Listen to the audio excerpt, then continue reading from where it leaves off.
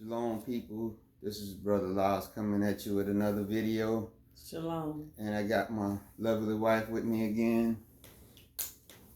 And I know it's been a while since we made a video, but we just wanted to chime in and just let our voice be heard about some of the things that's transpiring in the nation right now. With all the fires, the protests, the virus still here. We just want to give our perspective on a few things, and we also wanted to share a little bit of the lesson that we did yesterday about is it finished, seeing that we have a lot of these feast days that are coming up. I kind of, stated my position, a while ago about the feast, being that, both me and my wife, we've been believers for a while, even before we came into the knowledge of this information about us being the Hebrews. So, we'll talk about that later, but we definitely want to talk about that because there's some people that feel some kind of way if you don't talk about these things or participate in them. But we'll talk about that. But first, we want to talk about this situation with the Breonna Taylor case. Kind of, similar situation, somewhat, that happened with the lady last year, Tatiana Jefferson, that got shot by the police inside her home. Except in this situation, it wasn't a wellness check. This was a raid, a police raid, unknown not. And we know that it was unjustified what happened and everything. And the family got a large settlement before they came out with the grand jury decision not to indict that one policeman on any murder charges.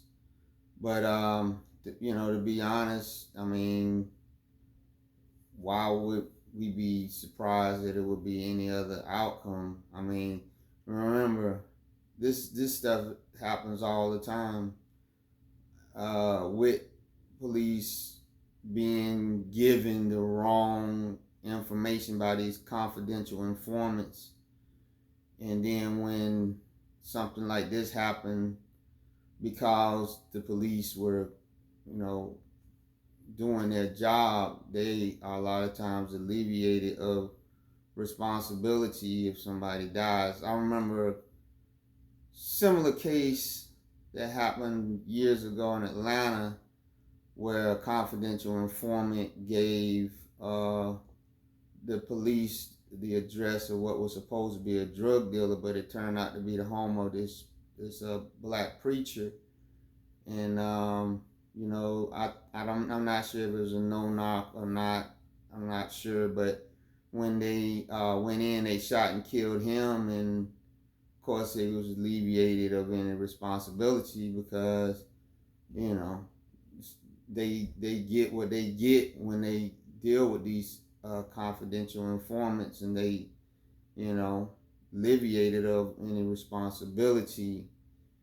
And it's it's happened before, and it's gonna happen again. My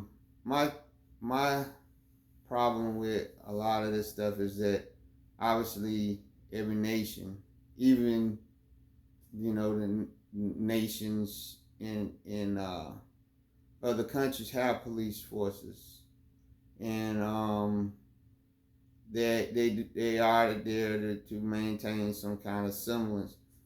The problem with the police in America is that they were founded to the keep the peace amongst us, to keep us, basically in check or whatever.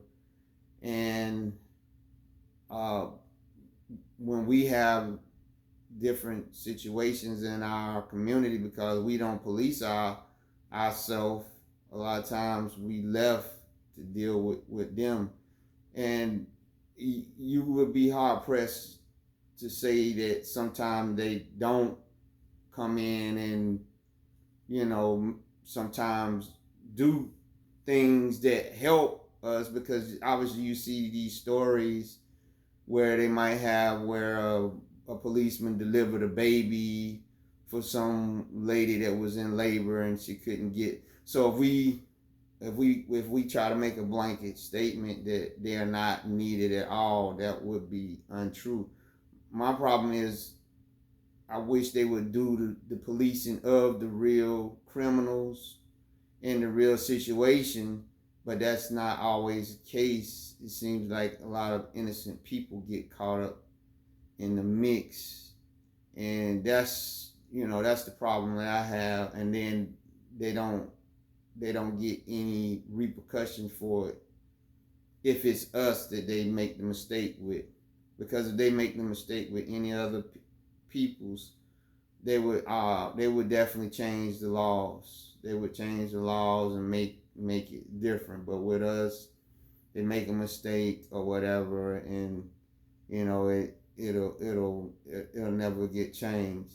And so the thing about it is, if you've been trying to change the system, since the opportunity you got to try to speak out against it, because we know at one time was no speaking out against the police, but then as some black people got on the force, or they get some black people in administrative parts, they was able to change a few things, but overall, not so much. And so we left to say, what's the solution? It's better training. Is it community policing? Do we as black people have the desire to do that? I remember in Detroit, they had this group called the Detroit 300 that decided to say, look, let's move the police back. We are elder men, businessmen. We're going to go throughout the community and try to clean up some of this stuff on our street without the help of the police. And when they did, I think they was making a little headway, but then what happened was a situation arose where there was some mothers that felt that they might have been accosting their sons or harassing them, and so then they went to the police, and I think they also brought a lawsuit against the Detroit 300. And I think the last time I heard it, it's not as much there's not much involvement with that anymore in Detroit, because it was like we couldn't police ourselves, so we left with this again. And so what is the answer? Well, the problem that I see is it's the same old story, because when we had the crack epidemic, they were down our throat. They were throwing us in jail. Mm-hmm. They were finding them Mm-hmm. and putting them in jail for the slightest infraction. Yeah. But now that they have the opioid epidemic, now they need to go to counseling. Yeah, it's a public health crisis, not right. So I don't think things is not going to change until it start affecting them. Yeah. More of them. Yeah, and basically, like what my wife said, if there become a escalation of police violence against some of their sons and daughters, even if it's justified, you would see a change in the law. Always a change. But even then, it still wouldn't change for us, because when they look at us, it's different. So basically, in a nutshell, the police force would never be done away with in this nation. It's not possible, and it wouldn't. Like I said, since we aren't willing or capable of doing the policing ourselves, we stuck with it, and until the laws change on the part of them, you left with the same thing, and just waiting for another big case. Because believe me, as this Breonna Taylor case is going on, there's probably many other situations where there's no knock warrants, where people and got caught up, got the wrong house or whatever, but this one is sticking out. Publicized. This is publicized. Yeah. So what is the answer? As you know, since we believe that we are the people, and we do believe that there will be, or there is yet an exodus that's going on in this nation of black people, not all to Africa, but exodus out of this country, because some black people are moving to Central America. I've seen some situations where some black people that leaving and moving there. Some moving to Panama, some moving to Guyana. But for the most part, it seems like the exodus is off to Africa. And we believe that is, the destination, for us as a people. And when, for your own particular situation, I don't know. I gotta believe that Yah is gonna have a mass exodus of those that right now don't have a desire to go. I believe he's gonna create some kind of allow some kind of calamity that is gonna happen, that's gonna cause them to want, change their mind about that. But that's not right now. But I think this Breonna Taylor thing, you see where there's a lot of people now that say that they want to get out of this country and they want to move to Africa. Especially since there's no acknowledgement of the wrongdoing that they did. It's just like, well, take the money, but we're never going to admit that we have done any wrong. It's like giving the go-ahead for other police departments in different cities. Whatever they continue think in their mind to do, which is evil towards us, is that, hey, go at it, we'll get you off. Yeah. Some kind of way we'll find a loophole. Just like Amy, what's her name? This is gonna move the gap even further between, there ever being a cooperation between the black community and your local police department. Right. I mean, even if it's got a black chief of police, or a black mayor, or black, aldermans or whatever, because unfortunately sometimes you even get situations like in the city of Baltimore where it's black policemen that are doing the same thing. So it's a culture thing in the police department, sometimes a lot more than even the skin color. It's once you put that badge on and that uniform, it's a fraternity. It's a fraternal order. Yes. And in the fraternal order, you have different oaths and pledges and stuff that you make that you're going to do, and and because the dangers of it, in your life, depending on that man or that woman beside you, these guys, follow it seriously, like it should. Like if you are doing a kind of job like that, but then what does that mean about the oath that you take to protect the public? Which oath is more important, or should both of them be important? And we, as black people, we we realize that when it comes to us, that oath of protect and serve is not as important to them as suppress and step on when it comes to our community, which again comes because we won't police ourselves. Now I know there was opportunities in the past, where we didn't need any police, but they was coming in there anyway. So, but I'm saying now, once they created the conditions for crime to be rampant in our communities and made it a necessity to have an armed force, since in most big cities having guns is illegal, you in a catch-22. So, like I said, my thing is, we making preparations. We're not gonna voice everything that we plan on doing, but I just say this: we do believe that there's gonna be an exodus, and we seeking Most High Yah, and what part of that He wants us to be in.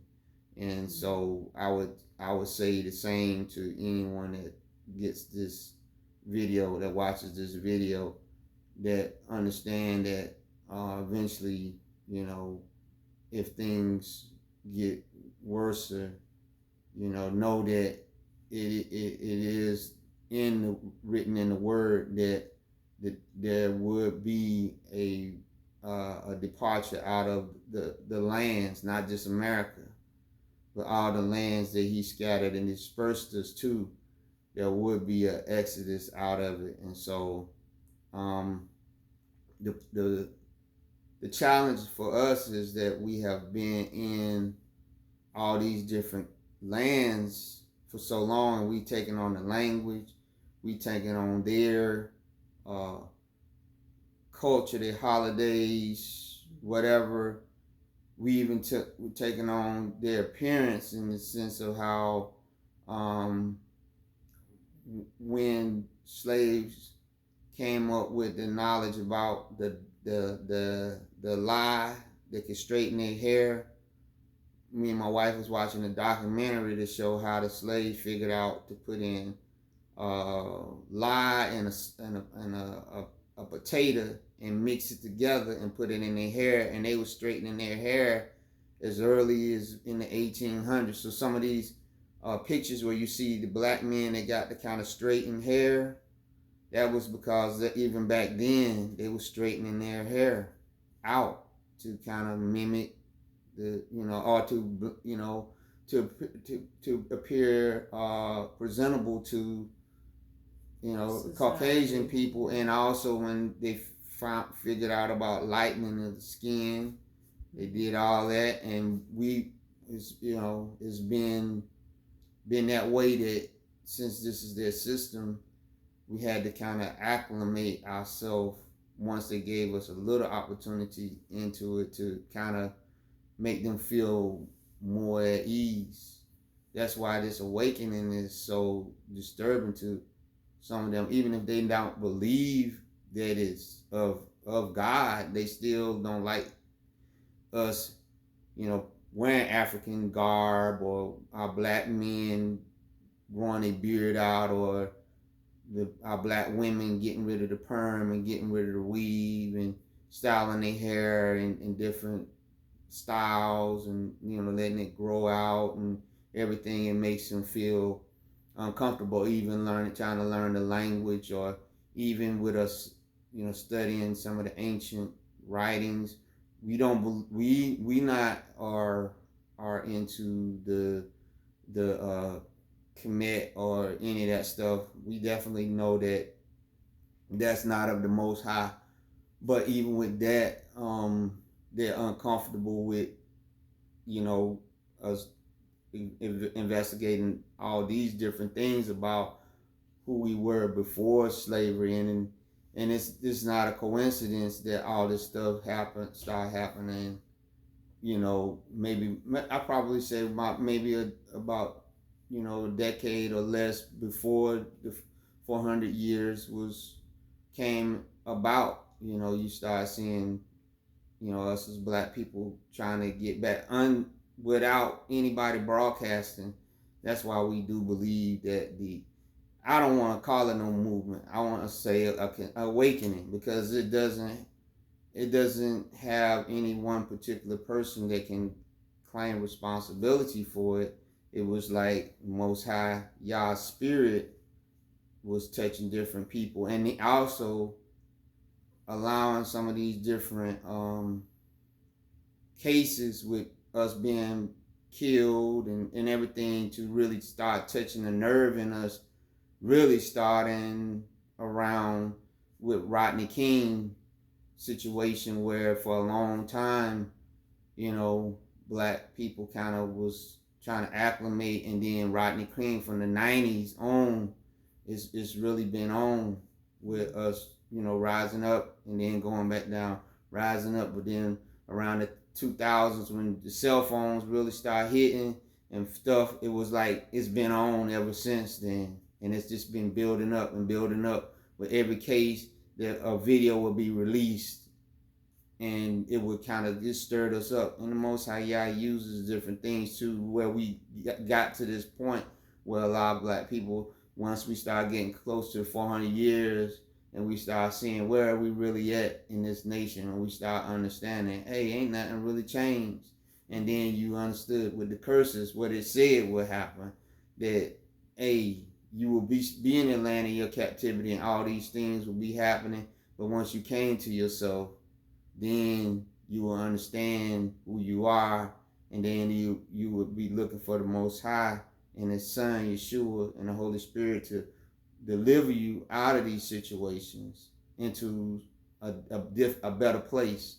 And right now, for us here in America, African Americans, blacks, whatever you want to call us, is Africa, and some people going to Asia, some going to just different places, but mainly to Africa, sub-Saharan Africa. I'll let my wife say something. Yeah, it's definitely been awakening in these past couple of years, probably 10, 15 years. I know I went through dreams. I would get dreams about Yeshua being black. Mm-hmm. And I wouldn't tell my husband. I was like, you don't believe I had a dream that Yeshua was black. And different videos we would see on YouTube with other people coming to the knowledge of us being the people. Mm-hmm. So I would say the past 10 to 15 years, mm-hmm. or a little more, you can see God awakening us. People having different testimonies of them coming to the knowledge of who they are. Yeah. And like I said, you hear these people testifying about it, it's some now, it's some that go back to the 90s where this, I guess, it's like a wave Hebrew, of different, but back then people coming to the knowledge of. Yeah, it was a different set. It was right. It was the camps, but you could see with like in the 2000, where you had a lot of, in the early 2000s, late 90s,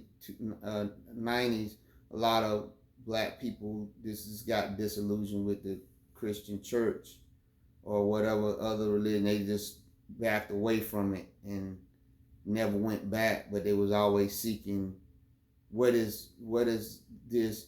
And so the awakening or the understanding of who we are came along at the right time for a lot of these people, like me and my wife. And right now we're starting to outpopulate the camps, the Hebrew camps that still hold to some of this mostly Talmudic, Kabbalist kind of belief, that the Judaism or whatever. we are believers in Yeshua. We believe that you're saved by grace through faith and nothing else. There's nothing else that saves you. We believe it, but we do believe we are the people. We do believe that there is too much sin in the church. We understand that the law per se is not done away with, but that fact that being born again, according to the word, the law is written on your heart, and there is no more sacrifices of animals and everything, which we're going to talk about a little bit. This is what we're going to talk a little bit about the lesson we had yesterday, dealing with all this stuff and how all this stuff with the police situation and everything is bringing to a culmination of us being brought to the point where we're saying we're done, we're finished in this nation, and we're finished with this, and we're waiting for Yeshua, and we're waiting for the Holy Spirit, and we're waiting for to be led into what direction or move we need to make, some as individuals and some as groups. So our lesson yesterday was it is finished, and it was coming from John 19 verse 28 through 30, and this is what it says. So after this, and I'm just gonna say Jesus just to be simplified. You can call him Yeshua or whatever, but we're just gonna read what this King James version. So after this, Jesus, knowing that all things were now accomplished, that the scripture might be fulfilled, saith, I thirst. Now there was set a vessel full of vinegar, and they filled a sponge with vinegar and put it upon hyssop and put it to his mouth. When Jesus therefore had received the vinegar, he said, it is finished. And he bowed his head and gave up the ghost. Now, what we was talking about, yesterday was that the work of Yeshua on the tree, he was, the Passover lamb, upon whom the sins of the nation and those that would be grafted in was placed upon, not for us only, because we got scripture that says that sacrifice was to whoever would receive and believe that the sacrifice was real. Mm-hmm. That now the sacrificing of animals and all that stuff was no longer necessary. It was finished. All those feasts and all those things, the power that they held sway before Yeshua died on the tree, now was done away with. It was finished. There was no power in you keeping those feasts anymore. There was no power in it.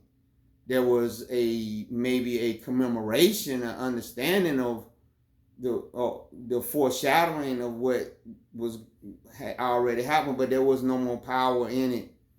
And so we are in these last couple months where there's going to be a lot of different things that's going to be coming up with pagan holidays and the feast days. And there's a lot of people that are confused.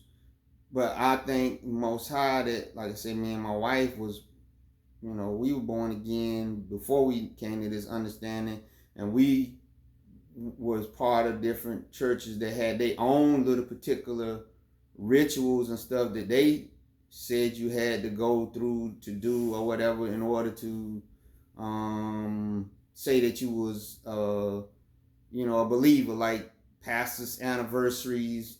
You couldn't miss none of those. You couldn't miss none of these revivals and all these different things. So in a way, our people have always been easily drawn into different kinds of festivals and things that they would make like a ritual thing that proved that you was in God or in Yeshua. And when Yeshua died, he did away with the power that those feasts that our forefathers was doing. But then we know once the Gentiles took over the message of the gospel, they just, seeing where it was still some of our ancestors that were still doing some of the feasts, not out of maybe salvation, but just doing them out of their custom, because it was something that they had been accustomed to doing. Like, I think you even remember reading that Paul was still going to Jerusalem on some of the feasts. But I guess when you looked at some of his later writings, you can see where his understanding and stuff was changing, where he was saying, hey, look, don't, and he was telling some of the Gentiles, let's not get caught up in all those things which were foreshadows or whatever, because if you do these things, if you sacrificing these lambs and all this other kind of stuff, then the death of Yeshua on the tree, it will be of none effect to you. So when the Gentiles took on the preaching of the message of the gospel, whatever, not only did they say, hey, forget all that stuff that happened in the Old Testament, but they also brought in a whole new set of their own feast days, if you're going to call them, that were pagan feast days that they placed upon different people and said, sort of like when Moses went up into the mount and he left Aaron down at the bottom, and the people said, we want to see God, and Aaron made a golden calf and he said, here, O Israel, these be your gods that brought you out of the land of Egypt. So that these Gentile Christians say, forget those feasts. These holidays that we have designated are going to be what shows your salvation. It's not going to be on the seventh day that you're going to get your rest anymore. It's going to be Sunday. Now we saying that now they're saying that the Saturday does not have no power, but that Sunday now has the power. They're saying that the Passover and the Yom Kippur don't have no power, but the Christmas and the Easter. Mm-hmm. What Yeshua did when he said it is finished, he said that all of it, none of it has no power. It's finished. Mm-hmm. It's finished. It ain't no power in Christmas. It ain't no power in the Passover. It gives you a understanding of what Yeshua did on the cross, but by you keeping it and sacrificing a lamb, you're nullifying the finished work that he did on the state, so it wouldn't have to be commemorated anymore.